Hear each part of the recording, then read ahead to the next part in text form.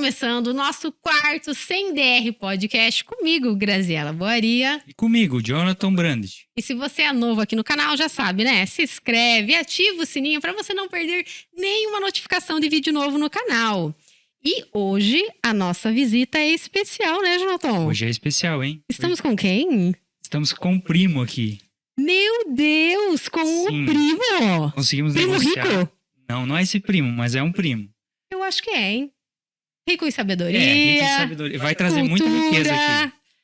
Então, fechou. Vamos apresentar o currículo dele? Vamos lá. O que você acha? Vamos falar desse currículo. Ele é formado em Ciências Contábeis, Processos Gerenciais, especialista em Gestão de Negócios, com uma vasta formação prática na área de negócios.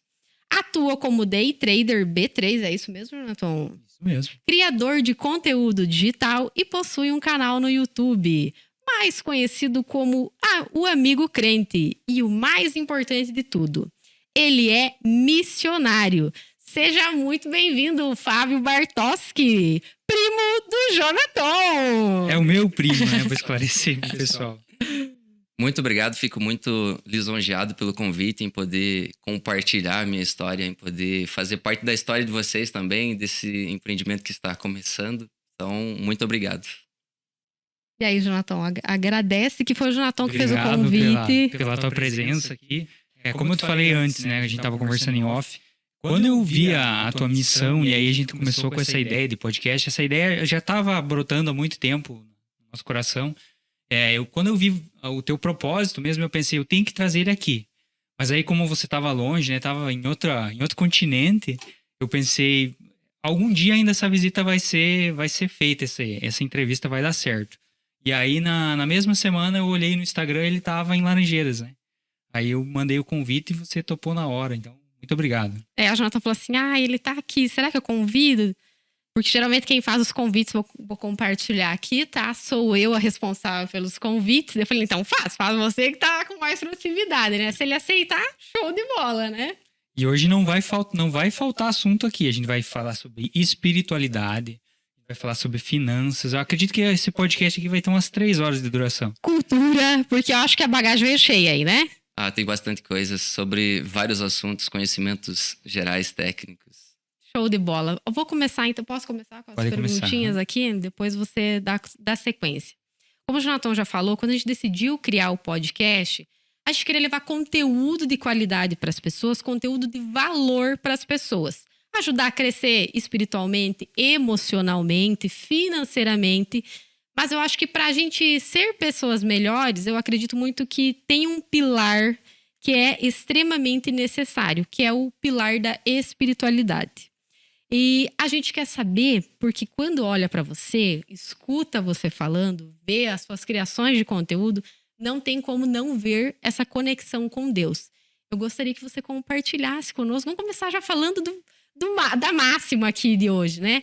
Como que foi essa conexão com Deus? Como que partiu isso daí? Então, a história é um pouco longa, mas hoje eu posso dizer que eu tenho um excelente relacionamento com Deus. As decisões da minha vida sempre são pautadas na vontade de Deus, naquilo que Deus tem direcionado, aquilo que é desejo e sonho de Deus para a minha vida. Mas a história não começou bem assim. Quando eu tinha cerca de 15 anos de idade, foi quando eu saí da casa dos meus pais no interior, resolvi buscar novos ares. Eu comecei a trabalhar numa loja de materiais de construção, eu tinha medo de gente. As pessoas entravam pela porta da loja para ser atendida, eu me escondia atrás das prateleiras. Vai ter gente que vai se identificar aí com você. Então eu era uma pessoa muito tímida, muito fechada. E existia um pequeno grupo chamado Célula em cima da loja. E eu recebi um convite e comecei a participar dessa célula. Porém, pouco tempo depois, eu comecei a conhecer outras coisas como a bebida e as festas. Então, logo a minha decisão foi não ter Jesus na minha vida, mas ter as coisas que o mundo pode oferecer. O tempo foi passando, eu completei 18 anos, fui para a faculdade.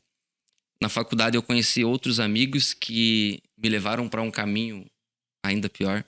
E eu tive um problema muito grande aos meus 18 anos. Quando eu tinha 18 anos, a gente foi participar de uma festa e eu passei dos meus limites. E eu tenho apenas flashes de memória do que aconteceu naquela noite, mas alguém abusou sexualmente de mim naquela noite.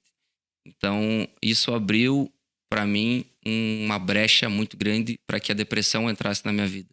Então, eu comecei a ter problemas com ansiedade, comecei a ter problema com depressão e eu queria fugir, eu queria ir embora. Eu tentei ir embora para uma outra cidade, não deu certo. Surgiu uma oportunidade para ir embora do país, para ir embora para os Estados Unidos. Comecei a fazer um curso de inglês com um cara que era cristão. Olha que coincidência, de novo. E a mão de Deus, essa pessoa começou a me orientar, falou: Fábio, eu entendo de Deus que não é para você ir embora do Brasil agora, que você tem coisas para viver aqui. E ele não sabia do que estava acontecendo na minha vida, como estava a minha vida emocional. E eu fugi, parei de participar dessa célula também, queria evitar cristãos de toda maneira. E quando eu fui tirar meu visto americano foi negado. Então, as minhas tentativas de fugir do país, de fugir de mim mesmo, deram errado. E a depressão se tornou ainda maior. Então, novamente, eu recusei Jesus e preferi as coisas do mundo. Foi quando eu conheci o poker, foi quando eu me envolvi em apostas. Então, a depressão estava num nível muito grande, eu bebia todos os dias e perdia a consciência. Então, eu acabei me perdendo financeiramente também. Então, atingi um nível em que eu não podia mais controlar as minhas finanças. Estava completamente perdido. Mas quando eu me assentava numa mesa para jogar baralho, era quando eu esquecia dos meus problemas. Ali tinha um monte de gente falando besteira, bebendo, fumando. Então, era o meu momento de alívio. Porém, isso fez com que a depressão em mim chegasse a um nível onde vieram as tentativas de suicídio. Então, a depressão, ela abre muitas brechas para que o diabo tente a nossa vida. Então, eu comecei a ouvir coisas, eu comecei a ver coisas, e isso me levou a tentativas de suicídio. Foi quando Jesus veio ao meu encontro. E eu brinco todas as vezes que eu conto sobre a minha conversão, que Jesus me levou num rodízio de panquecas para me encontrar. Eu estava passando por muitas situações naquela semana, estava completamente conturbado e meus amigos estavam me evitando. Eu recebi um convite para ir nesse rodízio de panquecas. Ah, é verídico, rodízio de panquecas. Gente, fiquei interessado no rodízio de panqueca, que eu amo comer. Comida Grazi se identificou. E nesse rodízio de panquecas, eu conheci uma pessoa que carregava Jesus. Eu vi Jesus através da vida dessa pessoa. E a partir desse dia, a minha vida foi transformada, a minha história foi transformada. Então, eu vi que essa pessoa carregava algo de especial. E naquele momento eu não entendia o que era. Não sabia distinguir o que era. Mas eu sabia que ela carregava algo de especial. Então, no outro dia eu tomei uma decisão. Eu procurei uma igreja por livre e espontânea vontade.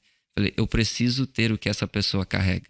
Isso passou a ser o meu grande objetivo. Eu quero que um dia as pessoas possam olhar para mim e ver Jesus na minha vida da mesma maneira que eu pude ver Jesus na vida dessa pessoa.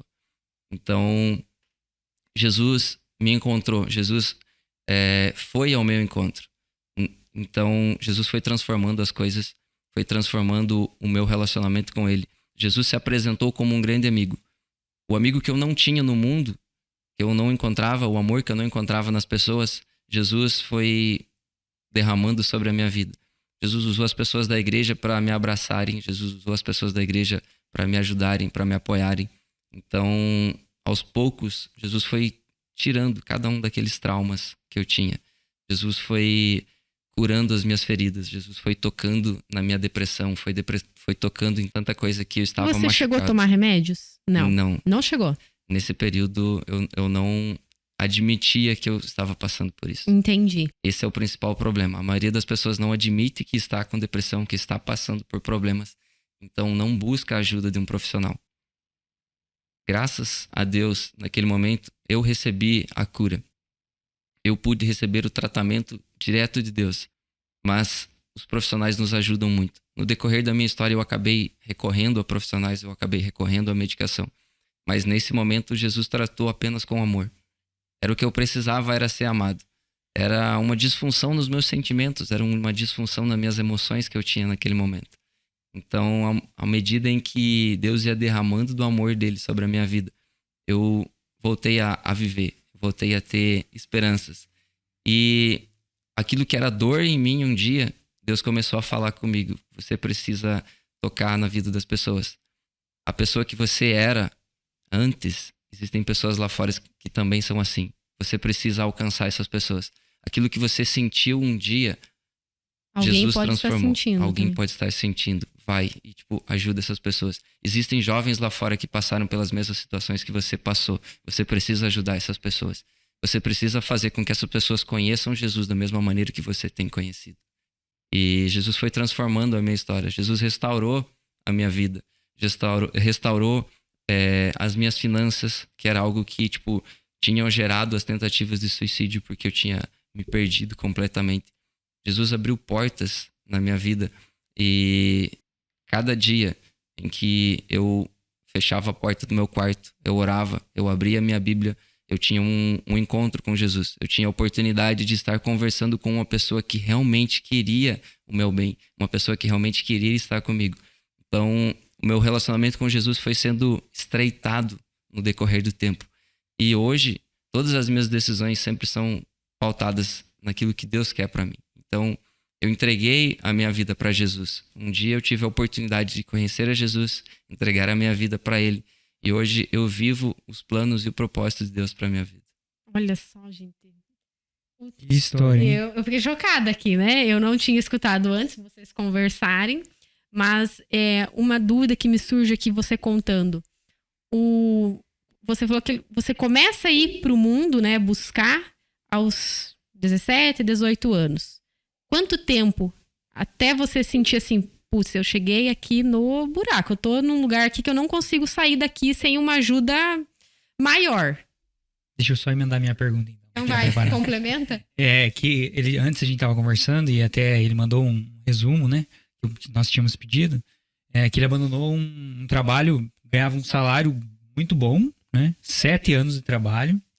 E ele recebeu esse chamado aí e resolveu abandonar. Eu queria que ele explicasse para nós como que foi essa decisão, como que aconteceu esse chamado e como que você sentiu, minha missão essa aqui, eu vou fazer isso. Então, abordando a primeira pergunta primeiro, foram cerca de 5 a 6 anos que eu tive vários problemas com vícios. Uma coisa foi ligando na outra. Uma coisa foi ligando na outra. A palavra de Deus diz que um precipício puxa o outro. Um buraco puxa o outro. Um vício puxa o outro. Então, começa com, é só um gole de cerveja. É só um cigarro. Mas quando você vê, você já está fazendo muitas outras coisas. Então, começou de uma maneira simples. Começou por uma coisa boba, simples. Mas chegou um momento em que eu realmente perdi o controle sobre o que eu estava fazendo. E você acha que... Vou cortar, né? Vou aproveitar. Você acha que a ligação da bebida tinha a ver com timidez, vergonha, medo de se comunicar? Não? Sim, com toda certeza. Era algo que, Porque muitas pessoas têm isso, né? Vou beber pra ficar mais alegre, eu chego e, né, vou estar aqui. Se eu bebo, eu consigo falar com as pessoas mais fácil, eu consigo desenrolar uma conversa mais fácil. Então, foi uma oportunidade, né? Se eu beber, eu converso melhor com as pessoas. Então, eu vou começar a beber. Não era algo que eu gostava, mas para mim era algo que naquele momento eu precisava. E existiam maneiras bem melhores de fazer isso. Mas... Não bebam, pessoal. Fica a dica aí. Tem timidez? Dá para trabalhar isso aí na comunicação. Procura um profissional, ele vai te ajudar. E a bebida puxou para o cigarro puxou para outras drogas. E houve o acontecimento do abuso, foi sim um agravante, mas isso levou para o vício com baralho, com apostas. Então, uma coisa foi puxando a outra até que chegou a uma bola de neve onde eu não tinha mais controle sobre nada. Não tinha controle sobre as minhas emoções, não tinha mais controle sobre o meu financeiro, não tinha mais controle sobre a minha vida, de certa forma.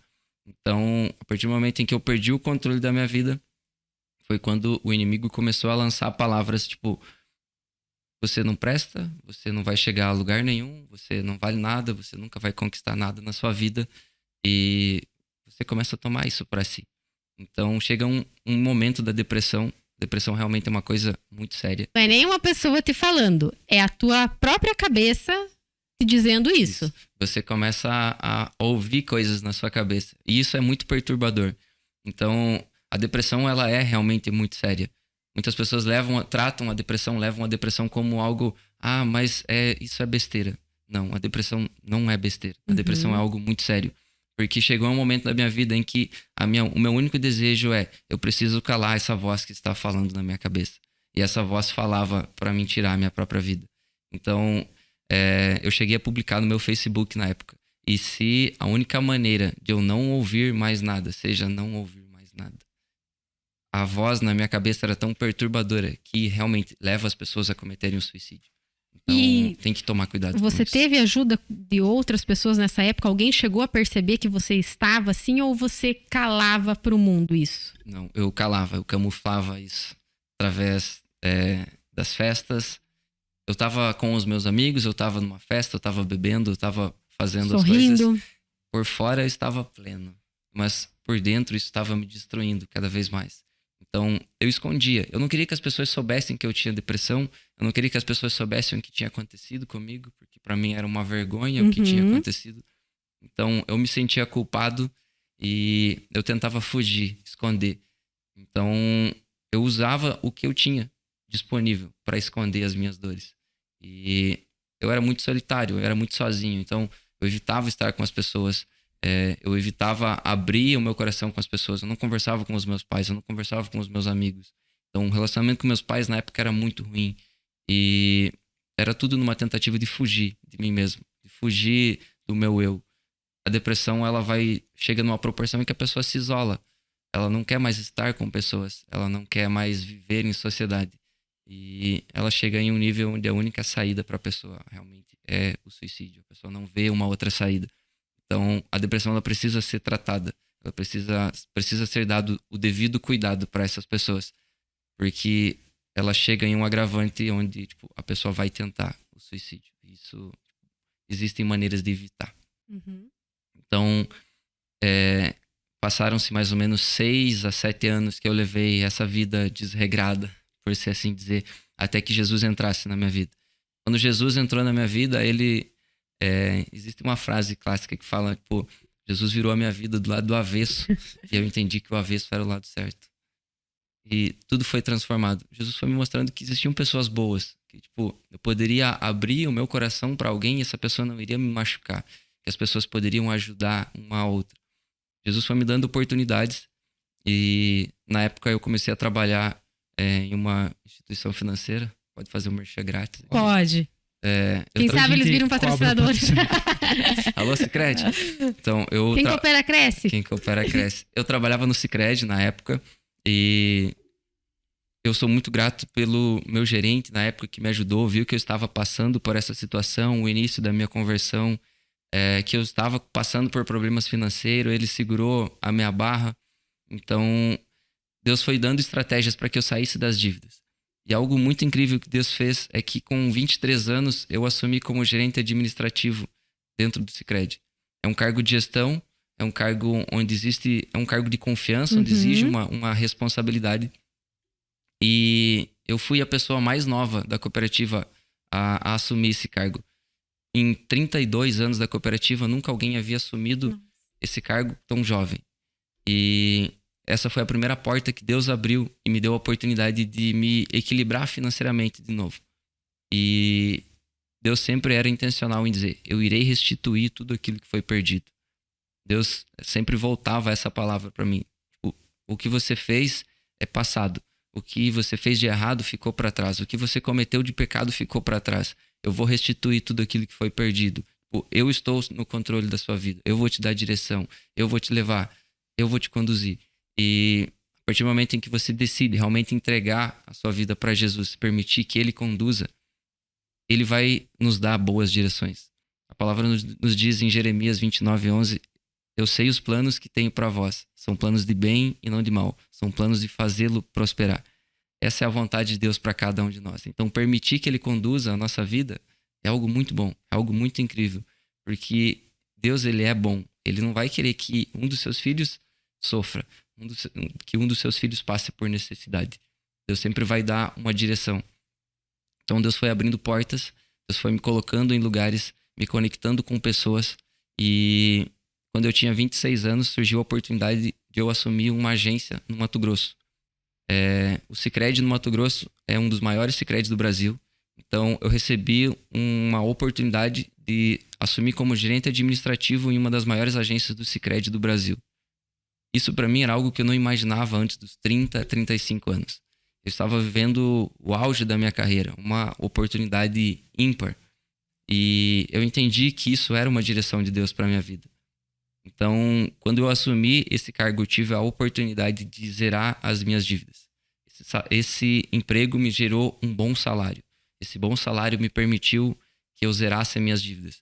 Eu passei os meus primeiros 5 anos de conversão pagando as dívidas dos anos que eu cometi lá atrás de erros. O que eu queria te pedir? Você chegou a fazer empréstimos por causa dos jogos, alguma coisa assim? Isso? Muitos. Eu peguei tudo que eu podia pegar de limite para empréstimo. Eu estourei limite do cartão, eu estourei limite da conta. Aí houve um período em que eu trabalhava no Sicredi durante o dia e dava cartas no clube à noite para pagar a parte da dívida. Entendi. E chegou um momento em que o pessoal do clube não permitiu mais que eu fizesse isso, porque a minha dívida estava muito grande, não era suficiente para sanar a minha dívida. Uhum. E então eu comecei a fazer fiado no clube, comecei a anotar o que eu perdia num caderninho no clube. Chegou um momento em que eles falaram: a sua dívida conosco está muito grande. A gente não pode mais anotar para você. Você tem cheque. E então eu comecei a descontar cheque, mas logo nos primeiros cheques eles voltaram. Então eles passaram a não aceitar mais meus cheques. Eu comecei a trocar cheque com a agiota. Então, resumindo, ele estava investindo alavancado. Não sabia o que eu estava fazendo, mas o estrago foi muito grande. Fábio, o que você já chegou a perder por noite? Teve várias vezes de eu chegar, abrir o portão de casa, tipo, 7 horas da manhã, que eu virei a noite jogando e... Poxa, eu perdi 3 mil de novo. Eu perdi 5 mil de novo. Porque isso era recorrente. Eu jogava de segunda a segunda. Meu Deus. Então, às vezes eu ganhava 1, 2 dias na semana, mas eu perdia 4, 5. Então, às vezes eu ganhava R$1.000, mas quando eu perdia 3, eu perdia 5. Então, isso fez com que a minha dívida se tomasse uma proporção onde o meu pequeno salário de R$1.000 não era suficiente, tipo, para resolver nada do que eu tinha. Então, eu só consegui sair desse buraco porque Deus passou a conduzir as minhas escolhas, conduzir as minhas finanças, conduzir cada um dos meus passos. Então, Deus me deu a oportunidade de sair do buraco onde eu estava. Deus me deu estratégias para mim sair desse lugar.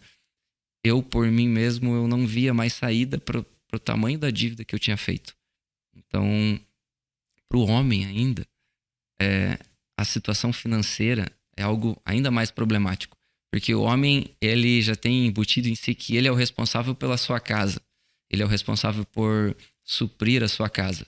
Então, quando o homem se vê com dívidas, ele se vê com uma pressão ainda maior na sua cabeça. Porque, tipo, eu sou o provedor. Eu era solteiro, eu continuo solteiro. Mas, ainda assim, a cabeça do homem faz com que ele pense, tipo, eu preciso de dinheiro. Se eu um dia quiser construir a minha família, eu preciso estar estruturado financeiramente. E ver a minha situação na época era desesperadora, porque não tinha acordo financeiro que resolvesse o meu problema. Era só um milagre, realmente. Você chegou a contar pra tua família as dívidas? Não. Nunca? Eles vão ficar sabendo agora? Então, família... Muito bem. Muitas das coisas que já foram faladas aqui, ninguém sabe. Nossa! Apenas os meus pastores sabem. Muitas das coisas que eu estou compartilhando aqui é em primeira mão para pessoas que não são a minha liderança espiritual. Então, surprise. Obrigada. Primeiro de tudo, obrigada por compartilhar a tua história. Você falou, até agora você falou coisas assim que eu acho que as pessoas não teriam, né, Jonathan, coragem de contar. Mas eu acho que essa coragem vem porque o que restituiu, o que veio na tua vida depois, né, é muito maior, né? Esse amor de Deus que você fala, quando você começou a falar aqui, eu já senti assim, falei, nossa, ele acha aqui, ó, eu vou ter que conversar com ele, ver se ele me manda um recado, ele tem o WhatsApp de Jesus. Ele tem o WhatsApp de Jesus. A gente tem uma ligação direta. Exatamente. Então, assim, realmente, esse teu testemunho aí, com certeza vai tocar várias vidas, porque tudo que várias pessoas já me contaram, eu ouvi de você em uma só pessoa, em um só testemunho. Então, realmente, obrigada por compartilhar. Obrigada por vir contar a tua história. Eu acho que você faz... Eu me senti assim que eu não tenho problema nenhum. Depois do seu testemunho, as pessoas em casa também vão ver assim que não tem problema, né? Você saiu literalmente de um buraco, né? Porque para estar aqui, para estar falando, para continuar fazendo isso, é só Deus mesmo. Eu acredito que seja só a mão de Deus. E a minha outra pergunta ainda vai ser em relação ao dinheiro. Se você saiu, significa que tem um caminho, né? Você fala que você recebeu um cargo maior, né? Mas e qual foi a orientação? Porque tudo você fala que é a orientação de Deus. O que você fez para merecer esse cargo maior? O que o Fábio agiu? Essa talvez seja um grande questionamento de todos os cristãos e também não cristãos. Porque uma pessoa recebe uma graça da parte de Deus e outra pessoa talvez não recebe. Ou porque Deus decidiu abençoar a sua vida e Deus não tem abençoado a minha vida. Nada do que nós fazemos ou deixamos de fazer faz com que Deus nos ame mais ou nos ame menos. Deus, ele sempre vai buscar uma oportunidade para que a glória dele seja evidenciada, para que o nome de Jesus seja apresentado para as pessoas. Então, eu entendo que através da minha história, muitas pessoas são encontradas, muitas pessoas são impactadas. Então, Deus estendeu graça sobre a minha vida para que outras vidas fossem alcançadas. Então, Deus foi colocando estratégias sempre através de uma vida de oração e leitura da palavra. E uma das coisas que eu nunca parei de fazer, mesmo endividado, foi estudar. Então, algo que Deus sempre pegava no meu pé, digamos assim, não para de estudar. Então, houve um período em que eu cursei 2 faculdades ao mesmo tempo. Quando eu decidi fazer uma pós-graduação, eu fiz 2 pós-graduações ao mesmo tempo. E foi algo que eu nunca abri mão, foi estudar. Então, a estratégia que Deus sempre me falava, você precisa estar pronto antes que as outras pessoas estejam prontas. Olha que bacana, né? Então, estar preparado para a oportunidade, e você estava. Exatamente. Sempre que surgiram as oportunidades, eu já estava pronto para a oportunidade. Sem saber que a oportunidade surgiria, eu estava pronto para aquela oportunidade. Foi algo que Deus sempre colocou no meu coração. Você precisa estar pronto. Deus, ele nunca vai chamar uma pessoa que ainda não está pronta. Então, talvez você ainda não esteja vivendo grandes sonhos na sua vida, porque você ainda não está pronto para viver esse grande sonho. Eu vou compartilhar aqui com você, acho que vai ajudar o pessoal de casa, né, nessa questão que você comenta aqui, que eu mesmo endividada, eu estava lá estudando, eu estava buscando conhecimento. Eu, né, trabalho aqui com a Unopar já faz mais de 5 anos. E muitas vezes as pessoas chegam aqui, eu preciso começar a estudar. Mas aí a gente já pensa, e quando que sai minha declaração de matrícula? Porque surgiu uma oportunidade, só que eu tenho que estar no 4º semestre. E a pessoa está se matriculando. De ciências contábeis, né? Então, assim, isso eu acho que é um fator muito legal de comentar, que a oportunidade ela vai aparecer para quem está se preparando. Então, não importa o que você estiver vivendo, né? Você tem que continuar ainda com a visão de que você tem que estar se preparando. Então, acho muito legal isso aí que você comentou, de que eu vou continuar buscando, eu vou continuar entregando o meu melhor. Eu tenho certeza que a gente não vê, né? Que às vezes está em casa reclamando, eu não gosto do meu trabalho, eu tô passando por essa dificuldade, né? Você passou por muita dificuldade e mesmo assim você falou que sempre se manteve estudando, né? Que você tem que manter aquela atividade no teu cérebro, não tem como você abandonar isso. Então, muita gente que às vezes reclama, fala, como você falou, por que a pessoa tem mais sorte do que eu, recebe mais graça do que eu? Talvez você não esteja preparado para o teu momento. Talvez você não está correndo atrás da sua graça. Isso, você precisa fazer algo também. Eu brinco que a única coisa que cai do céu é chuva. O resto você precisa correr atrás. Tem uma história que eu não sei se é bíblica, mas eu ouvi essa semana que a mulher estava se afogando lá em alto mar, e aí passou um barquinho, e ela orando para Jesus. Jesus manda alguém para me ajudar, não sei se é bíblica a história. Não. E manda alguém para me ajudar, e aí passa um senhorzinho com um barquinho pequenininho remando, sobe aqui que eu te ajudo, sobe aqui. Não, eu tô orando para Jesus, Jesus vai mandar alguém para me salvar. E o cara vai embora e ela tá ali orando para Jesus e a oportunidade passou e ela não pegou essa oportunidade, né? Então tem muita gente que não tá pegando a oportunidade, não tá indo atrás, né? E Jesus tá mandando as oportunidades, mas a pessoa não tá vendo isso. Você precisa continuar fazendo a sua parte. Pô, Deus vai estender graça sobre a sua vida, Deus vai te dar a oportunidade para ter a sua vida transformada. Deus vai dar a oportunidade para você restaurar seu relacionamento com a sua família, por exemplo. Você restaurar o seu casamento. Mas se você não fizer nada... continuar agindo da mesma forma... nada vai acontecer. Você precisa ouvir a voz de Deus, mas você precisa agir também. Sempre vai precisar de uma decisão da sua parte e que você faça algo. Então, Deus ele estava movendo as coisas. Deus estava fazendo com que as coisas fossem melhores para mim, mas eu precisava fazer algo. Deus me pedia algo todos os dias. Deus pedia o meu esforço, a minha dedicação. Então, não é porque eu fiz algo que Deus me abençoou. Deus nos abençoa, Deus derrama graça sobre a nossa vida, porque esse é o caráter e a natureza dele, de abençoar os seus filhos. Mas a gente precisa fazer algo. Deus não vai se mover se você não estiver fazendo nada, se você estiver parado. Ou alguém parado não vai fazer Jesus conhecido. Você deitado na sua cama não vai fazer Jesus conhecido nas nações. Então, muitos dos milagres, e isso é um questionamento dos cristãos, poxa, mas por que ainda existe cegos? Por que ainda existe o paralítico, o coxo? Por que Deus não cura todo mundo? Porque é uma oportunidade para que o nome de Jesus seja conhecido. Se você estiver dentro da sua casa, o nome de Jesus não vai ser conhecido. Você precisa ir lá, bater na porta do seu vizinho e falar de Jesus para ele. Você quer receber uma graça financeira sobre a sua vida. Poxa, Deus, mas a minha situação financeira está difícil. A situação lá em casa está complicada.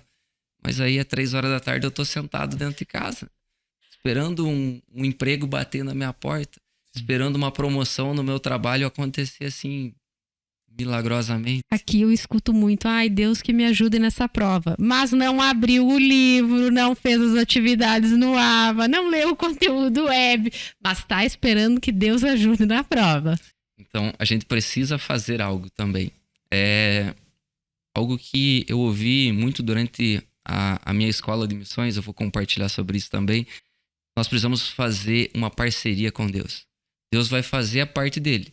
Mas se você não fizer a sua parte, você não vai chegar a lugar nenhum.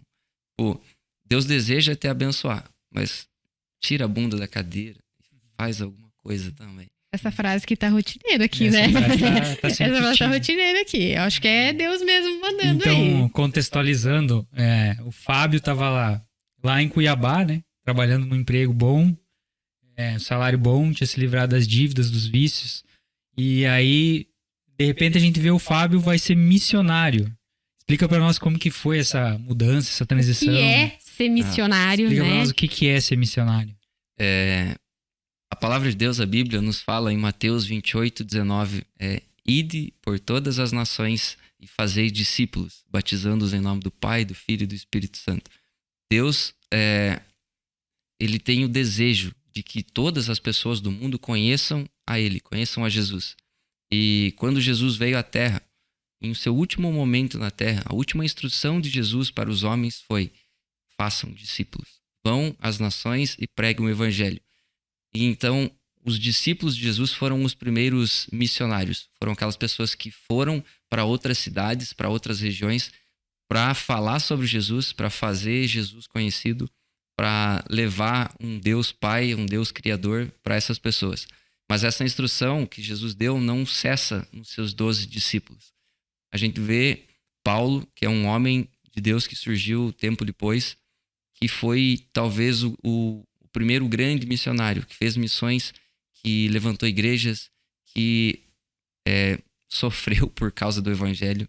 Missionário é uma pessoa que às vezes vai precisar enfrentar algumas situações difíceis, mas é algo que Jesus nos falou enquanto ele ainda estava na terra. A vida vai ser difícil, as coisas aqui na terra vão ser difíceis, mas tem de bom ânimo, pois eu venci o mundo. Então Jesus falou, as coisas na terra vão ser difíceis, mas continua confiando em mim, porque eu estive aqui, eu passei por isso e, cara, dá para sobreviver. É difícil, mas você consegue. Então, Jesus deixou essa orientação. Vão pelo mundo, façam Jesus conhecido, façam discípulos, cuidem das pessoas, cuidem da viúva, cuidem do pobre, cuidem do órfão. Então, é isso que um missionário faz. Ele leva a palavra de Deus, ele leva a mensagem do evangelho, ele apresenta Jesus para as pessoas, mas ele também é uma pessoa que ele precisa amar as pessoas. Então, ele vai para cidades, para lugares, para regiões, para levar o amor de Jesus, para brincar com as crianças, para dar uma esperança para aquele que está cansado, para levar a cura para aquela pessoa que precisa, para levar a esperança para uma pessoa que talvez estava tentando tirar a sua vida, que pensava que nada mais fazia sentido. Então, o missionário é aquela pessoa que carrega a mensagem do evangelho por onde ela vai. Então, até que a última pessoa do mundo tenha ouvido falar de Jesus, os missionários vão estar cruzando o globo todos os dias, pregando a mensagem do evangelho e fazendo Jesus conhecido. Mas isso era algo que eu não conhecia até cerca de 6 meses atrás. Nossa, é recentíssimo. Então, eu tinha uma vida com Deus, eu frequentava uma igreja, mas a minha vida com Deus ainda não era tão profunda quanto é hoje. Há quanto tempo que você posso falar, converteu? Eu me converti faz isso. 5 anos. 5 anos. Desde que eu conheci a Jesus. Mas desde que eu me tornei missionário tem cerca de 6 meses. E isso era um mundo muito novo para mim. Eu já tinha ouvido falar sobre missões, já tinha ouvido falar sobre missionários, mas eu não conhecia nenhum. E nunca lhe passou pela cabeça de fazer isso? Não era algo que eu imaginava fazer em algum momento da minha vida. Porque eu sabia que o missionário é alguém que desprendeu-se de tudo e dedica a sua vida 100% para Jesus, 100% para o evangelho. Então, o missionário ele precisa abrir mão de muita coisa, de muitos sonhos, de uma carreira profissional, abrir mão de uma estabilidade financeira.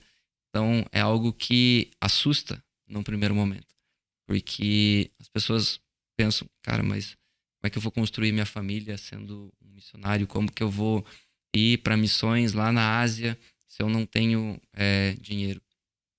Deus vai prover, Deus vai dar estratégias, mas você precisa fazer alguma coisa também.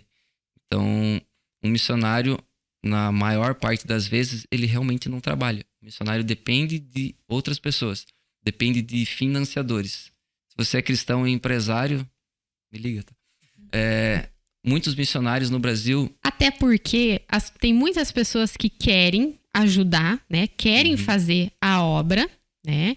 Mas não tem essa disponibilidade que você tem, que você colocou aí na tua vida, né? Então, eu acredito que também há essa forma de ajudar, né? Então, eu não vou ir, mas eu tenho condições de ajudar o Fábio que vai fazer isso, né? Então, eu acho que em questão de olhar, Deus vai estar olhando da mesma forma, porque você está fazendo um sacrifício também, né? Assim como eu, existem milhares e milhares de missionários, não só no Brasil, mas no mundo todo, em todas as nações onde existem cristãos, existem missionários. E todos esses missionários, em algum momento, vão precisar de uma ajuda financeira. Então, as pessoas... A missão ela é feita de três partes, pode-se assim dizer. Aquela pessoa que se desprendeu de tudo e entendeu de Deus que o chamado dela é o ID.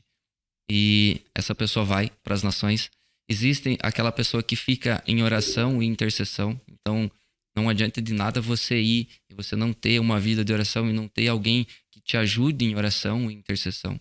Então, esse é um pilar muito importante. Ter pessoas que oram por você, ter pessoas que intercedem pela sua vida. Mas existe um pilar também muito importante, que é o pilar financeiro. Então, essas pessoas necessitam de pessoas que os ajudem financeiramente. E existem muitos missionários que desistem da vida missionária porque não veem um apoio financeiro, se veem sem dinheiro, e o dinheiro é o que hoje, infelizmente, mais tira missionários do campo. Então, como que Jesus vai ser conhecido se essas pessoas estão desistindo? Muitos escolhem se tornar missionários sem uma palavra. Isso acaba dificultando. Então, sempre que Deus está te chamando para ir para as missões, Ele é o principal interessado em que você vá para as missões. Então, Ele é a primeira pessoa que vai fazer algo para que você vá, para que você tenha condições financeiras. Mas você precisa ir atrás de pessoas que vão te suprir financeiramente. Então, novamente, você precisa fazer alguma coisa para que Deus faça alguma coisa. E eu não conhecia nada sobre missões, eu estava no Mato Grosso, vivendo o auge da minha carreira. Ganhando bem? Ganhando bem. Investindo? Era o meu sonho, ou investindo. Não? Nessa época eu tinha feito a minha mentoria com o Thiago Nigro, com o Primo Rico, sobre investimentos. Estava estudando para tirar certificações do mercado financeiro, para que eu pudesse também sugerir investimento para as pessoas. Era algo que eu sempre gostei, o ramo dos investimentos. Eu estava vivendo a melhor fase da minha vida. Tinha se livrado das dívidas, tinha um bom carro, um bom apartamento, um bom trabalho. Tudo que as pessoas veem como ideal. Uhum. Foi quando Deus... Pra a idade que tu tá, né? Eu tinha 27 anos, ainda tenho, né? Mas eu tava com 27 anos, era algo que eu não imaginava antes dos 30, 35 anos. Há 6 meses, então, você estava em Cuiabá, gerente do Sicredi, auge. Trabalhando tudo 100%. Então, um certo dia, Deus começou a falar comigo. Eu te perguntei isso no off e agora eu vou reforçar, porque as pessoas vão pensar a mesma coisa que nós pensamos, né? Sim. Deus falou comigo. Como é que foi? Ele mandou um WhatsApp, direct no Instagram? Ele veio lá em casa. Conta pra nós como é que foi essa experiência.